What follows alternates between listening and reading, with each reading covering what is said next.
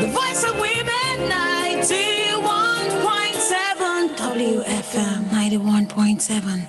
This is WFM 91.7.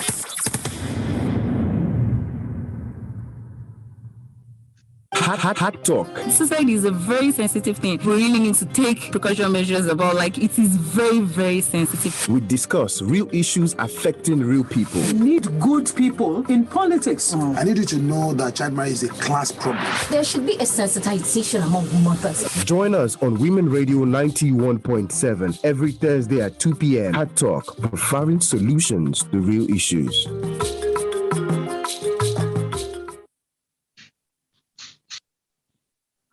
Hope Foundation, In partnership with Women Radio.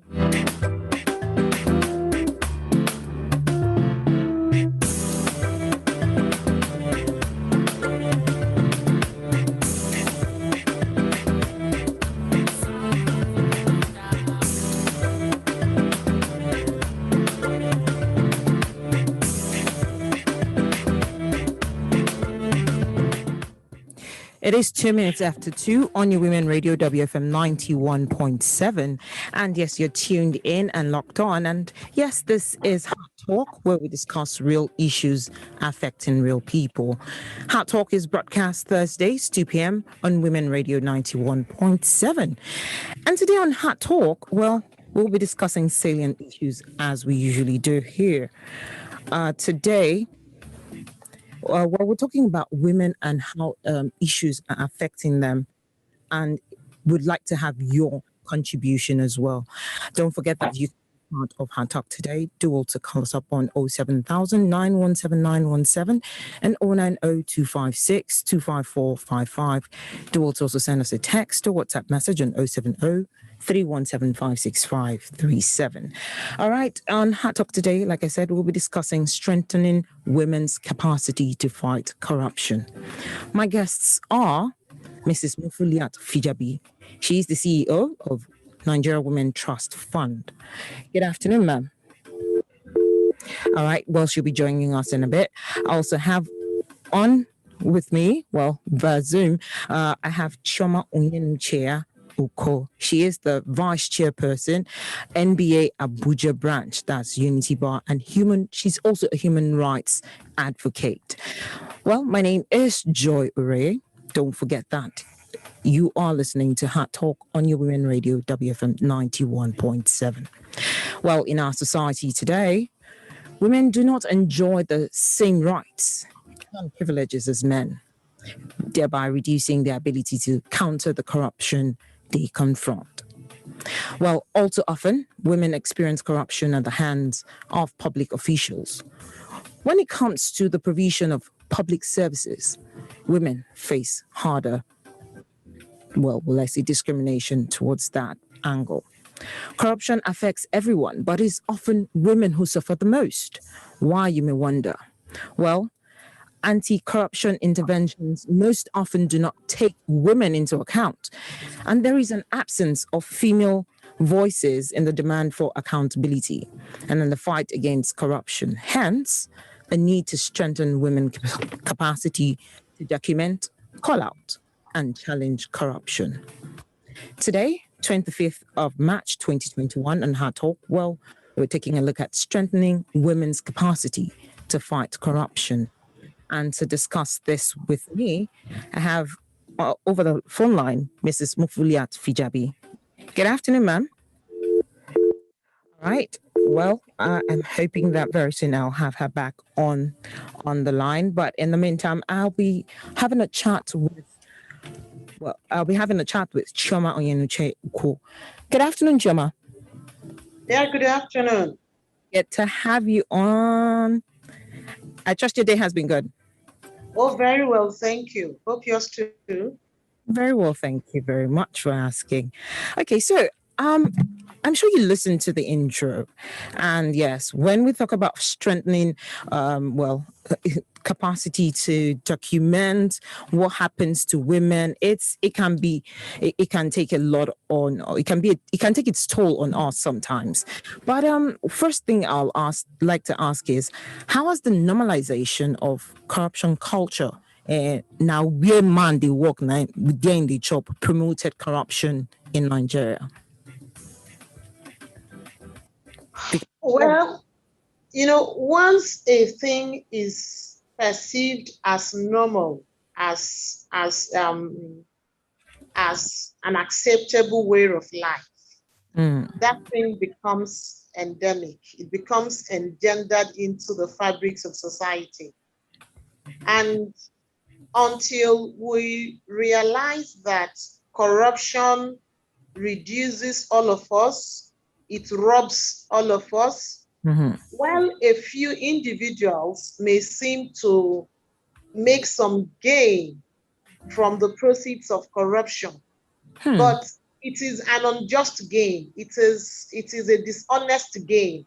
It is a gain that reduces the resources of the general for the benefit of a minute few, thereby depriving all of us of the developments those resources would have engendered for us.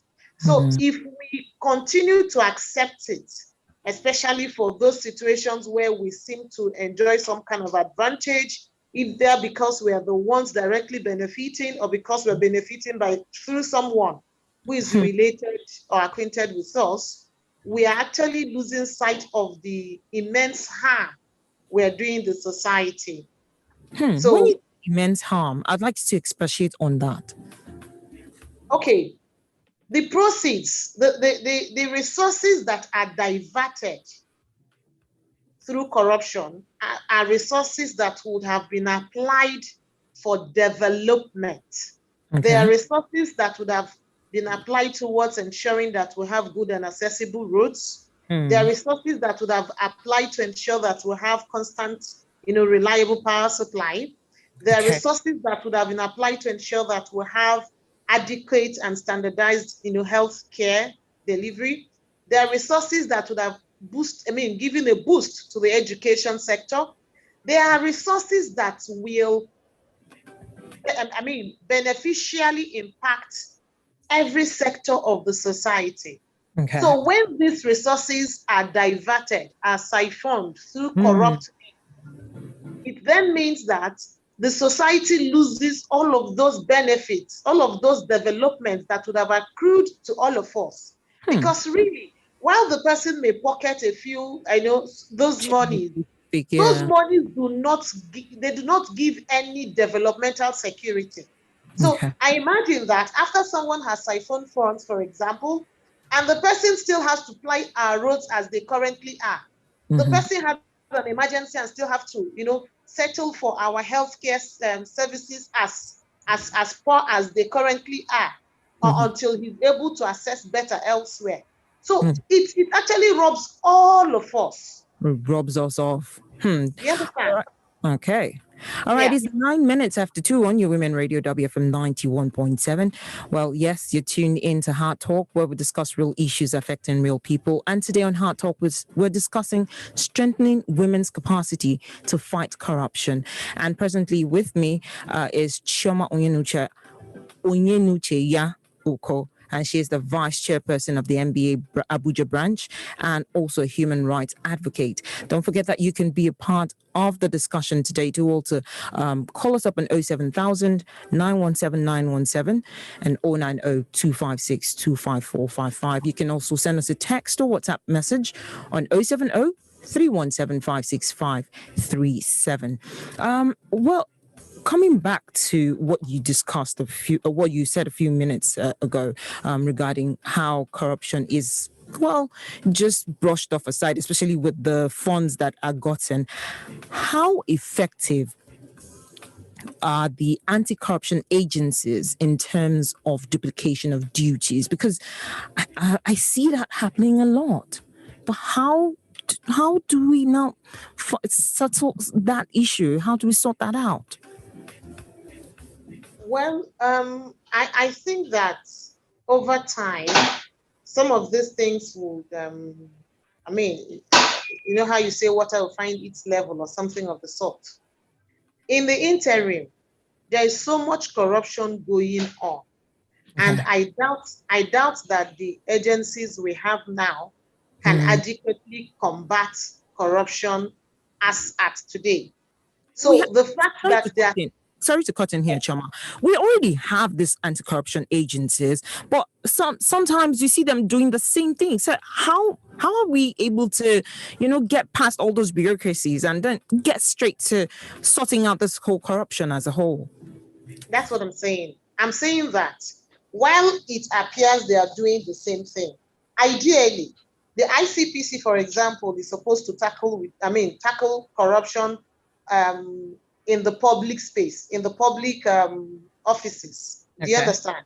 Okay. While the EFCC is supposed to deal with all forms of financial crimes. Now, presently, because the human resources and the financial resources are not even adequate to combat crime as we have it now.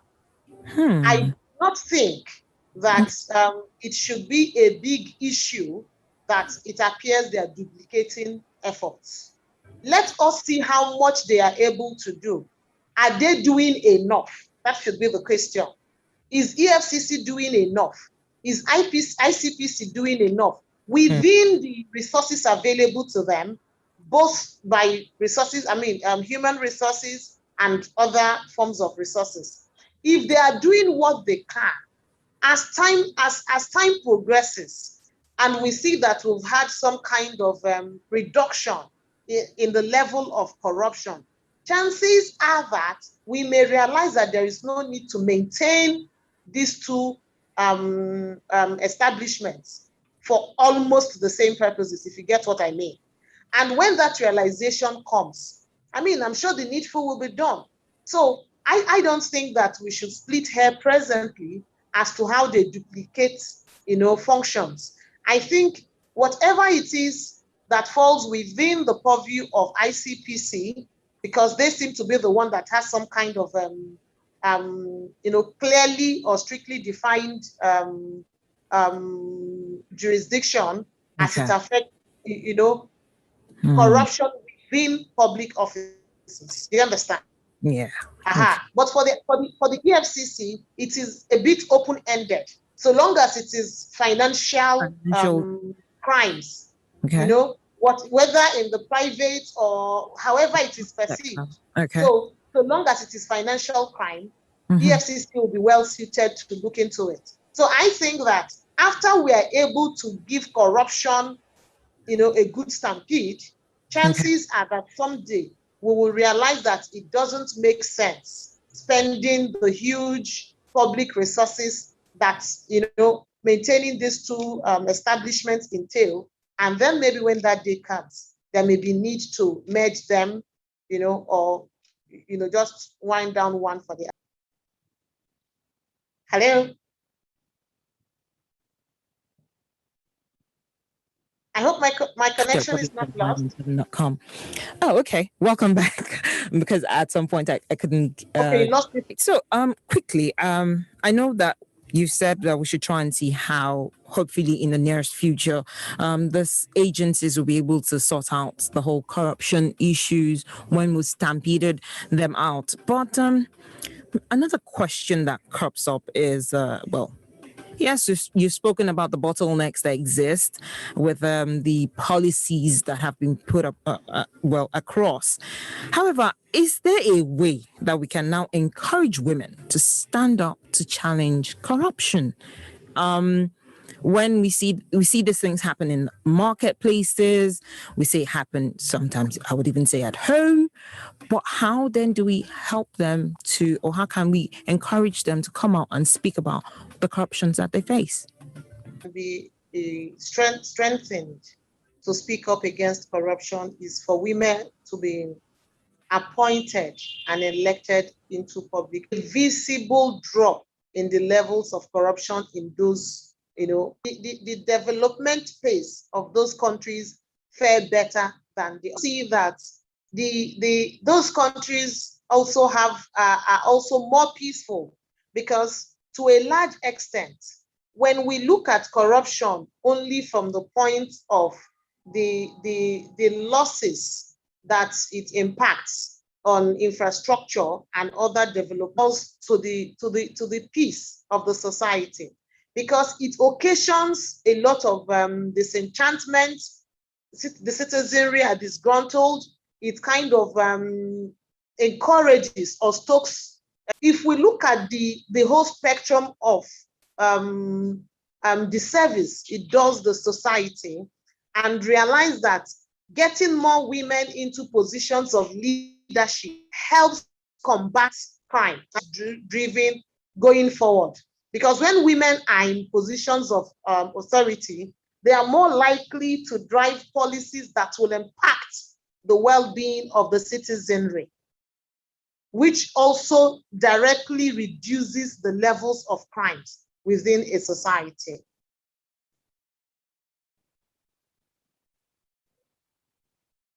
I don't know if I'm still heard.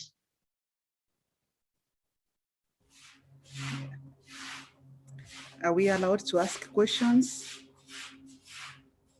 Well, I imagine you will be, but I don't know. Maybe I don't know if the anchor lost me or we lost her. I don't know which it is.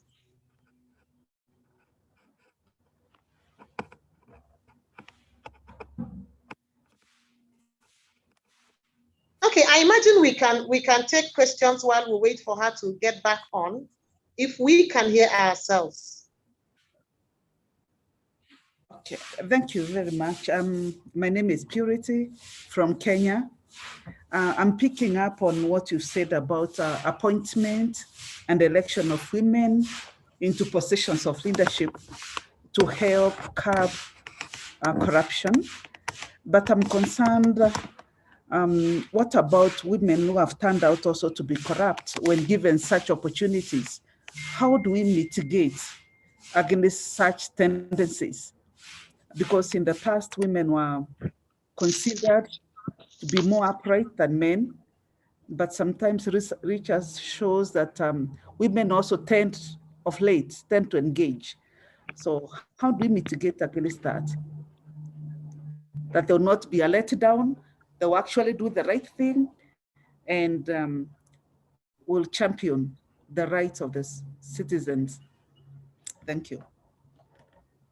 Well, I think that if citizens continue to engage and hold them accountable, I say this because yes, there's the likelihood that when women or when we have more women ascend these positions of leadership, chances are that they will kind of have some access to those channels of corruption or to those systems of corruption that seem to already be in place.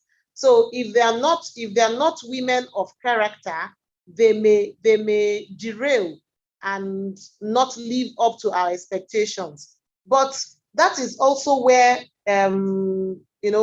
citizen engagement plays a critical role.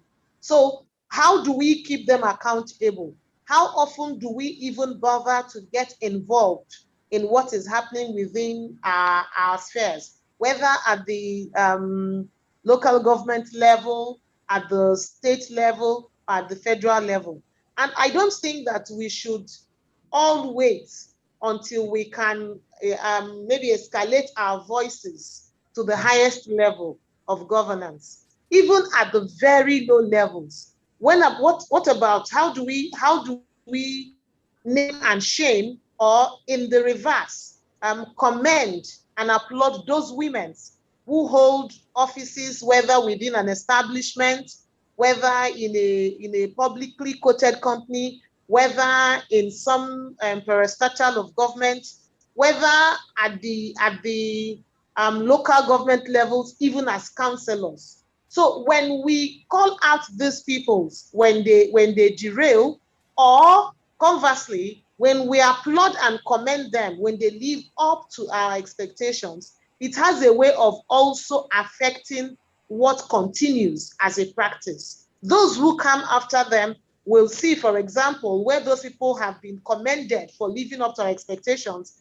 that there are high standards already established. And I can imagine that for anybody who wants to continue to serve within the public space, she will likely, aspire to rise up to that challenge and probably do better. But if we are passive and we just think that they won't even hear us one way or the other, then we'll be doing ourselves a disservice, especially in this age of social media, where we don't necessarily need to wait until we're invited to any public hearing. Do you understand? They do not have to convene a town hall meeting for us to have a voice. They do not have to, constitute any citizens' parliament for us to speak. We have the social media readily at our disposal. So long as we're also mindful to not use the social media as a tool to blackmail or to, commit crime. You understand? So long as we do not also infringe on other people's rights by defaming them and the like, we can constructively use the social media and, of course, platforms such as this that we're on right now to commend and to possibly also shame where necessary. Thank you so much for your contribution there, Choma. But I'd like to quickly go to the phone lines. Don't forget that you can be a part of the program this afternoon. This is Heart Talk on your Women Radio WFM 91.7. Phone line is 07000 917 917. And let's have your thoughts. Hello, good afternoon. Hello. Good afternoon. I don't know whether you're the one cut me off before I cut off by yourself. Well, seem to have lost. Okay, yeah. Well, I guess it was from the networks. But welcome back, Chief Williams. Let's have your contribution quickly in a minute. Yeah. When I listen to my sister Chioma, now it seems to me that he never touched the mental corruption. We are looking at corruption up there. Why corruption is down? You see, can a child of poor man have admission in King's College if you don't know anybody? That is how corruption started. So when you want to start, it starts from down. Down. Former president, general president, said corruption. What is corruption? Corruption is not stealing. So many people misunderstood it. So I'd like a particular question for Chioma. I'd like you to just give me the question you're trying to harness here, so that we know what you're trying to ask. I asked Chioma, okay, what is corruption? What is corruption? That's what you want to find out this afternoon. Yes. All right. Thank you so much. Thank you so much for your contribution there, Chief Williams. All right. So, you've heard Chief Williams, and he says he wants to know what corruption is, especially since he also raised the issue of, a poor person or a poor student trying to get into a school like King's College without having, so to speak, certain individuals in high places or connections they can't get in. What's your take on that? Okay, he is correct. He's correct because corruption is not only financial. Corruption is anything or any manner of taking advantage of a position of trust for selfish gains. Now, if in taking advantage of a position of public trust means you are going to ensure that the only people who get employed are people from your locality, are people who you have some kind of relationship with, are people who you like their face or they're of the same religion, that is corruption. If corruption means that for competitive positions, you abandon merit and settle for some other manner of subjective screening methods, some of which include what has been coined, the term that has been coined as sextortion, where you also have people, mostly of the male gender, but this is not intended to cast aspersions on any gender. So where you have people who take advantage of the public office they occupy to have obtained sexual gratification from people who need their help or people who they are meant to serve. We find that in the universities. We find that when people go to seek employment. We find that where people are seeking to, maybe where people are competing for promotion and the rest of it. So for any time anybody uses any office, any public office to advance himself or herself, some kind of gain that is not objective, that is not fair, that is not honest, it is corruption. So yes, it includes the kind of example he has given, and those I have also cited now, and many more of the like. Thank you very much for that. I hope Chief Williams has gotten the answer to his question. Don't forget that this is Heart Talk on New Women Radio WFM 91.7. And today on Heart Talk today, we are discussing strengthening women's capacity to fight corruption.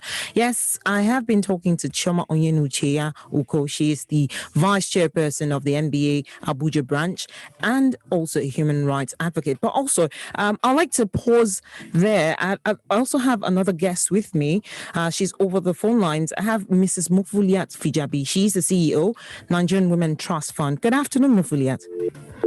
Okay, seem to have lost that call.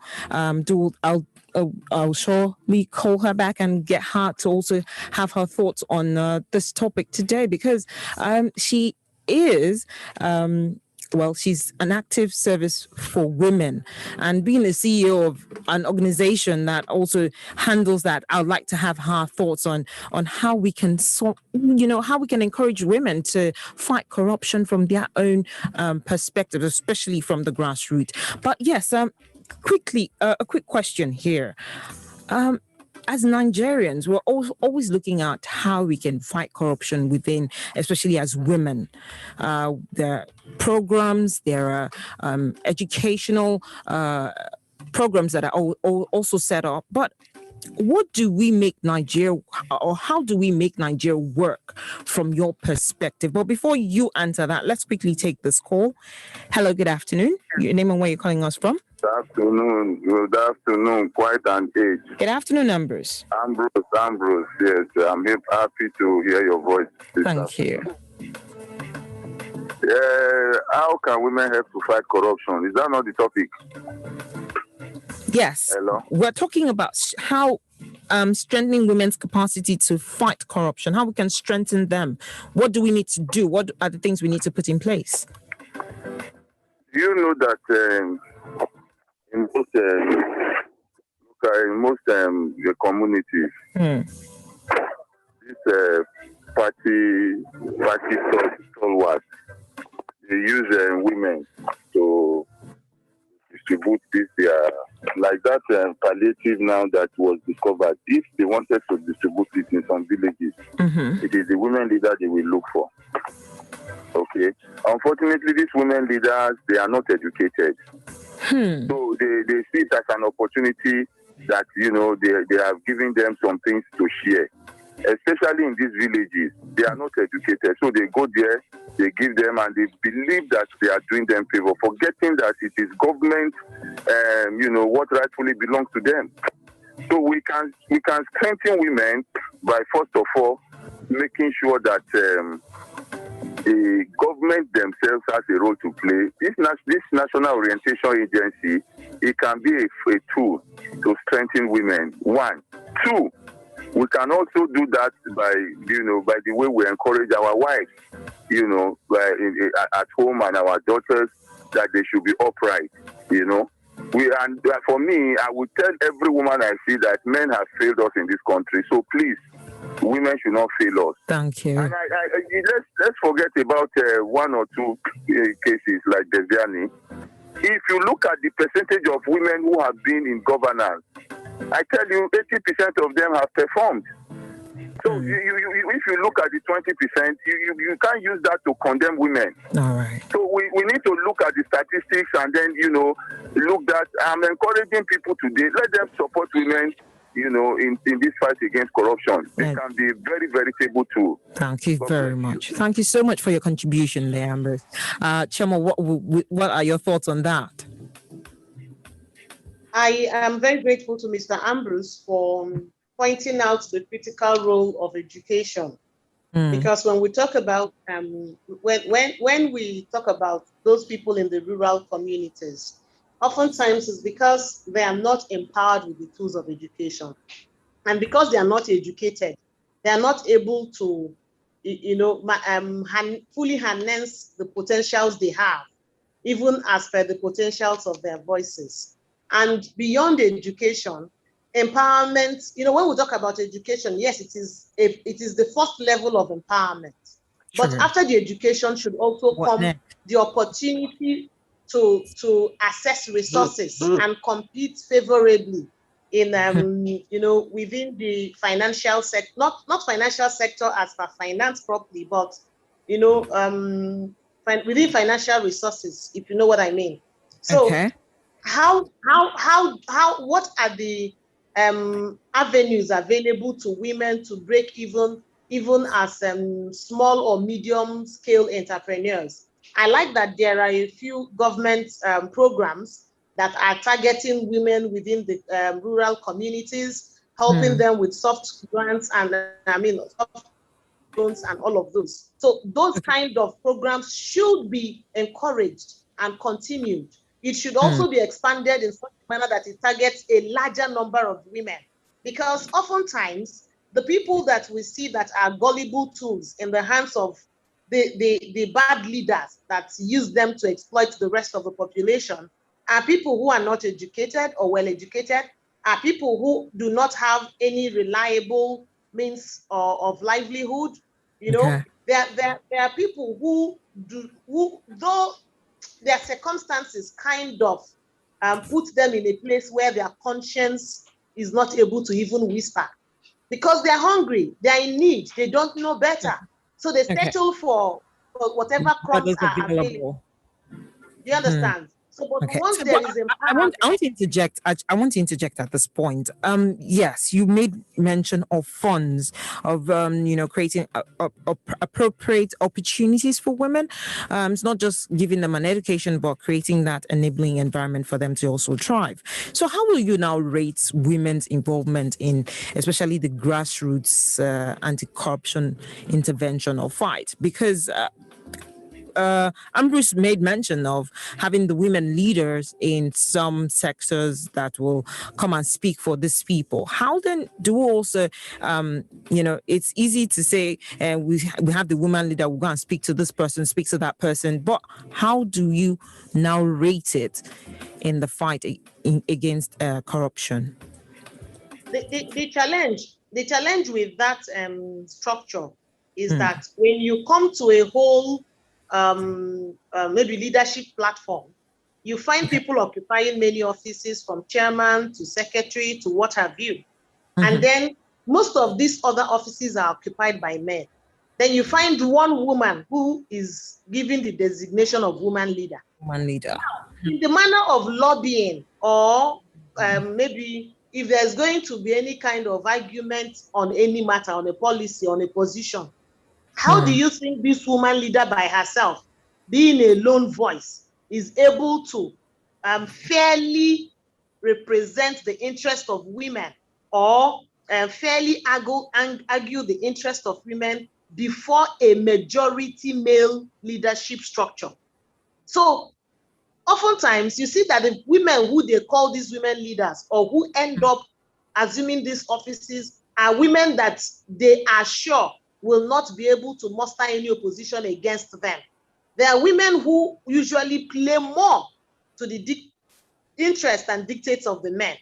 But if it were that these offices are competitive enough, or maybe by some kind of strict quota structure, where that women are allowed or encouraged to occupy as much position as the men do, then it will be easier to have women who speak from whichever office it is they occupy, and who influence decisions and outcomes from those offices. So within the women, they're able to amplify their voices and, have some kind of concerted efforts, bringing their strengths together to ensure that the interests of women are adequately represented. So I think that the real reason why we are not seeing the offices of the women leaders translate critically to the kind of, impact we want to see amongst the women or in the lives of the women is because those women are usually in the minority in where the policies made at the table, at the decision table, where is most critical. All right, 23 minutes to 3 on your Women Radio WFM 91.7. Don't forget that this is Heart Talk, where we discuss real issues affecting real people. And today on Heart Talk, we're discussing strengthening women's capacity to fight corruption. The phone line is still open for you to have your thoughts heard. 07000 917 917. And yes, you can as well send us a text on 070 317 56537. I'd like the women as well to contribute, to call in rather, and let's have your thoughts as well. Hello, good afternoon. Hello, good afternoon, Joy. Good afternoon. Who do I have on the line, please? This is Fifi. I just tuned my radio now, and I think it's Joy Ori.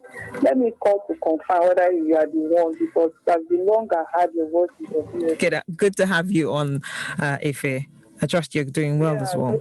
Yeah, good afternoon. Quite a while. Yeah, thank you so much. Yeah. So I'd like to have your thoughts today on how women too can fight corruption.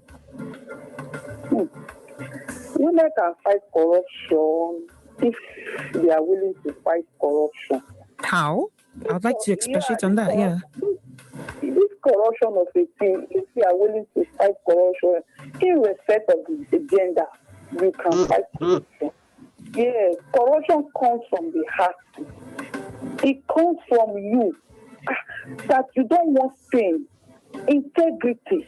That's the only way you can fight corruption. You have the fear of God in you. You can fight corruption. The one who does not have fear of God in she or he, in respect of the gender, you cannot. I'm telling you, you cannot. Except you have the fear of God in you and integrity in you. That is only way you can push corruption away from your life and for your system and for whatever thing that you are doing. All right. Thank you so much, Ife, for your contribution. Okay, so Choma, I'm sure you heard that. But I would like to know what your thoughts are regarding, this push that religion is the opium, and unless you are religious, that's the only way you can fight corruption. What's your thoughts on that?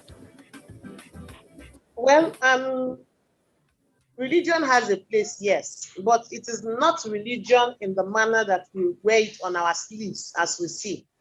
Because at the end of the day, morals are not mostly hinged on religion.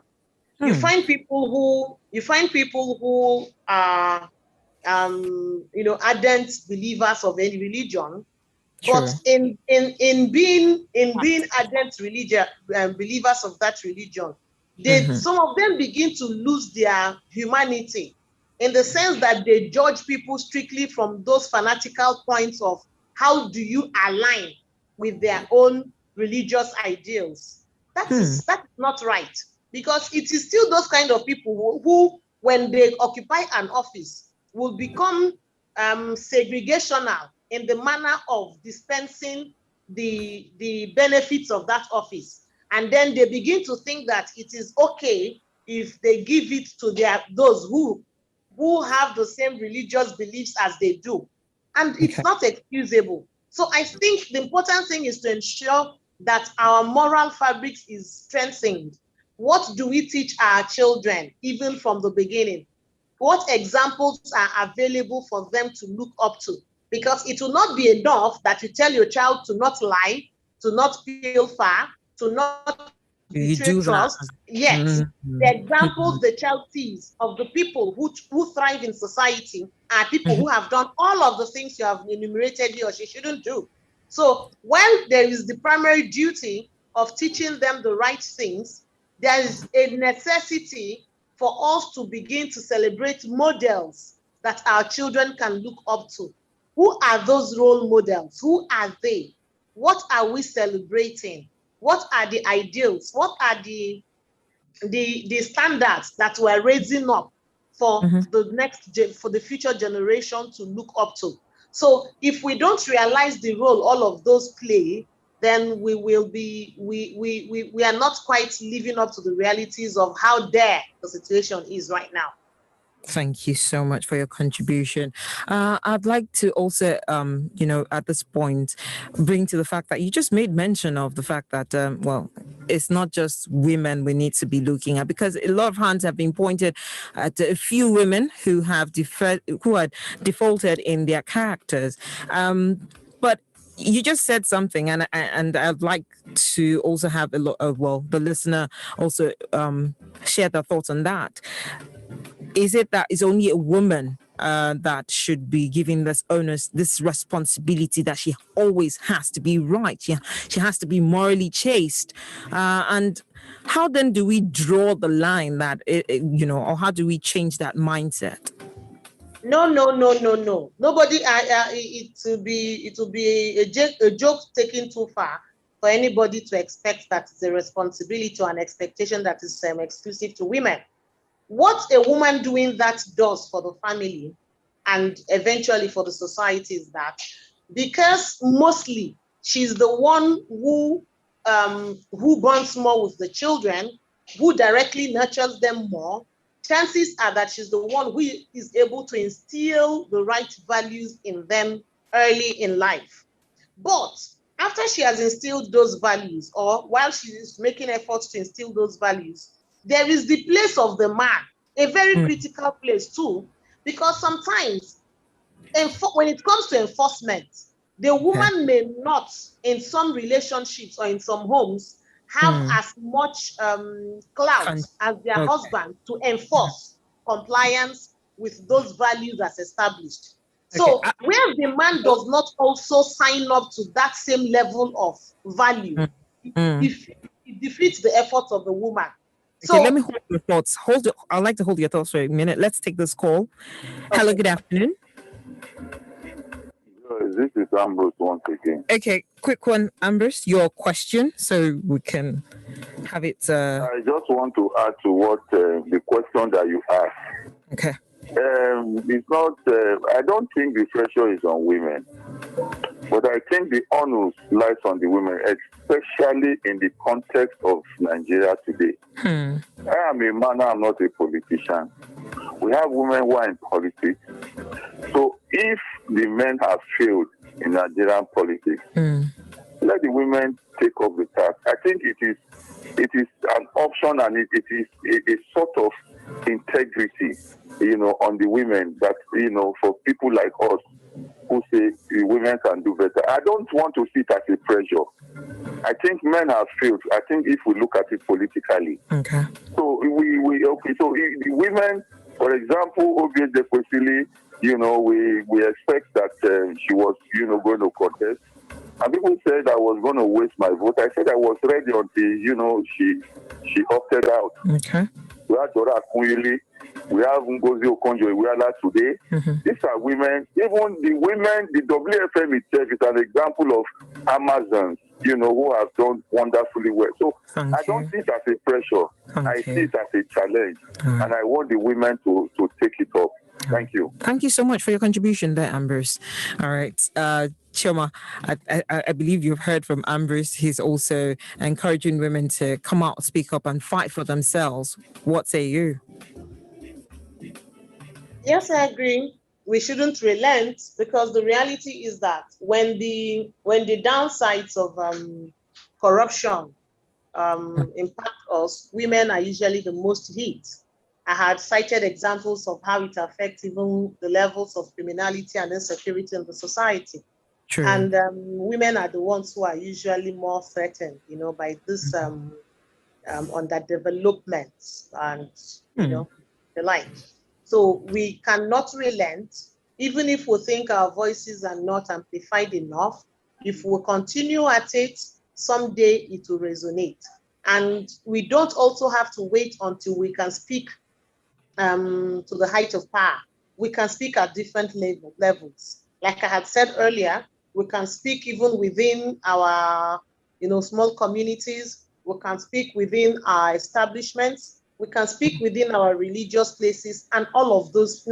When we continue to speak in different spaces, it is an aggregation of all of this that eventually thunders, in the general public space and impacts at the levels we are hoping to see. So there's really no level that is too small or too inconsequential. If we're able to get it right at the smaller levels, then as time progresses, we will improve on that and then reap at the higher levels. That's what I think. All right. Let's take this call. Hello, good afternoon. What's your name and where are you calling us from? Hello, good afternoon. This is Ife calling back. Please. All right, Ife, let's have your quick contribution. Yeah, like what Mr. Amblis said, I'm waiting to see a governor woman and a president by the grace of God, because hopefully the men have really failed us. But yesterday we discussed an issue in Pamela yesterday about a woman who was born. She was killed and she was born in her house, and I think it's somewhere in this state. So you can imagine, I think that woman is also a politician. So when I'm bringing out that our politician men here in Nigeria, they are so deadly, very, very deadly, that they don't want a woman to compete with them. So I don't know how far it's going to go. So I just want to thank God for WNSN. So this our women, we should be very careful and very prayerful, because the politicians here, they are very deadly. They don't want a competitor as a woman. They don't want a woman to be a president. They don't want it in Nigeria here. So if God allows it will happen, and we are waiting for that day. And I know by the grace of God it will happen, and Nigeria will rejoice and thank God for that day. All right. Thank you so much for your contribution there. If you're very, very passionate about that. I know that there are some organizations that are, trying to fund women who are trying to run for positions, political positions.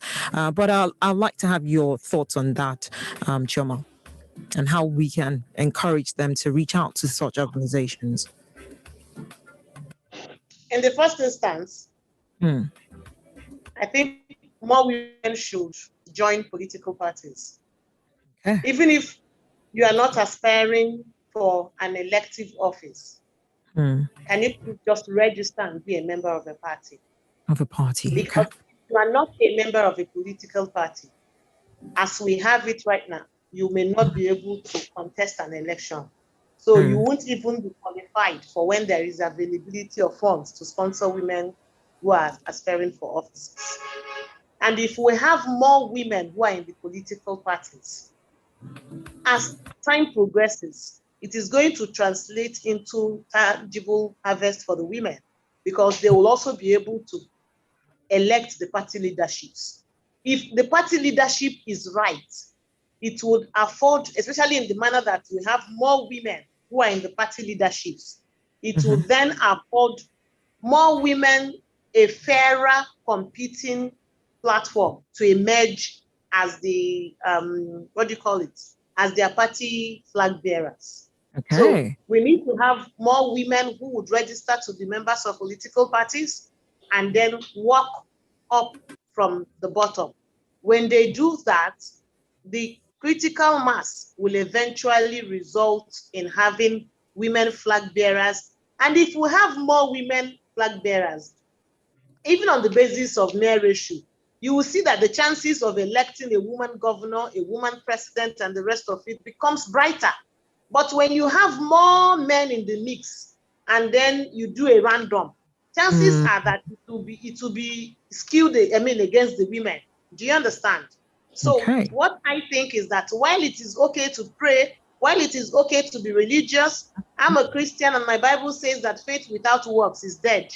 So while you have faith and do all of those, take concrete actions, register and be a member, a card-carrying member of a political party, participate in the affairs of your party, and someday you will earn a voice and be able to determine who leads your party, and that person can be you as a woman or another woman who you trust to, drive the interest of women positively.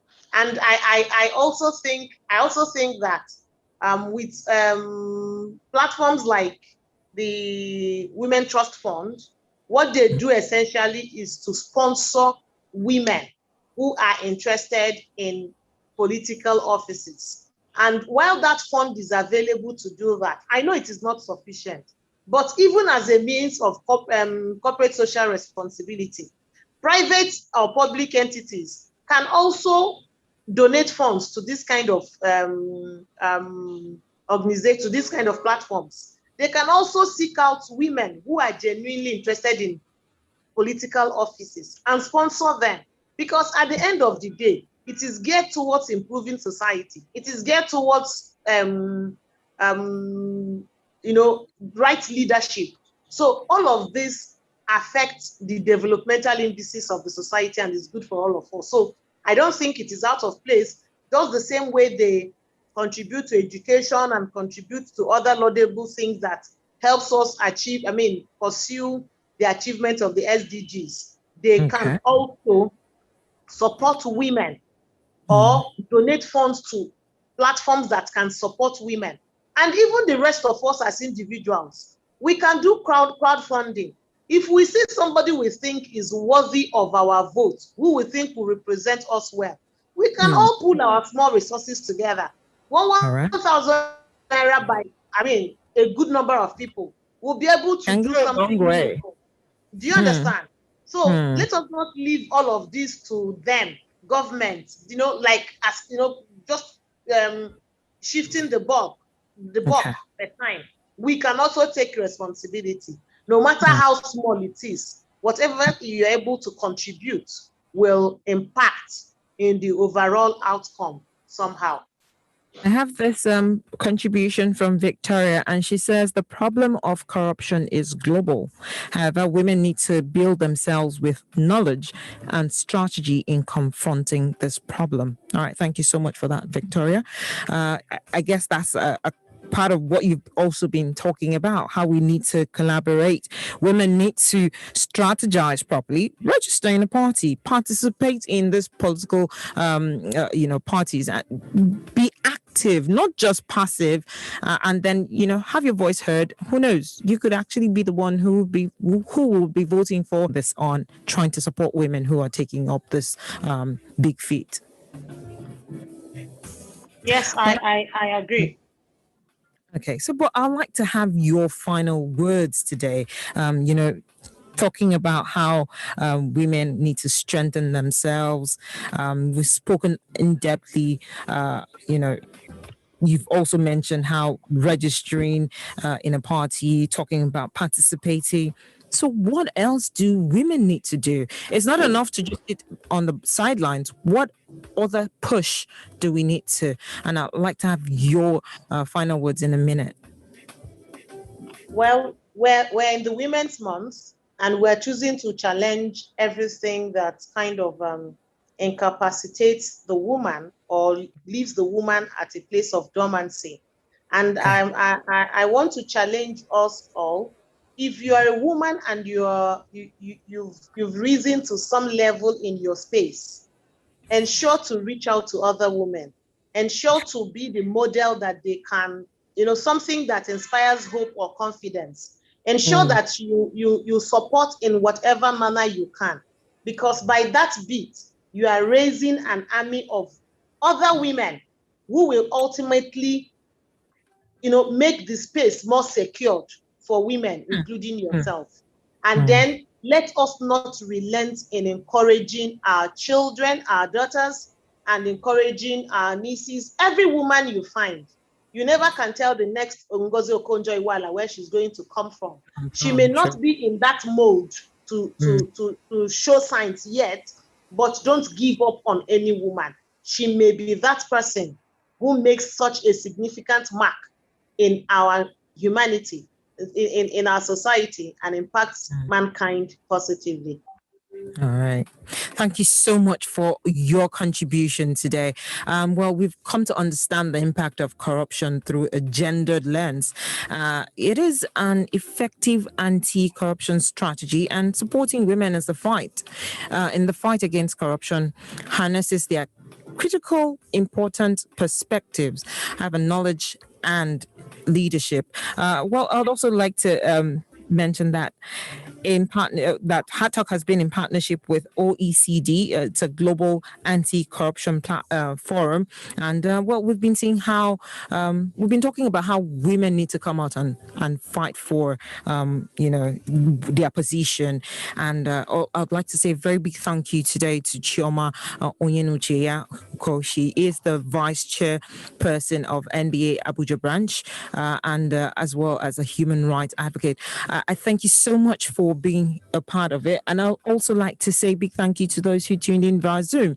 Thank you so much for giving us your time, as well as I'd like to say a big thank you as well to Mrs. Mufoliat Fijabi. Although she wasn't able to, I don't know what happened to the network, we weren't able to get her to also share her thoughts, but I also want to say a very big thank you to her.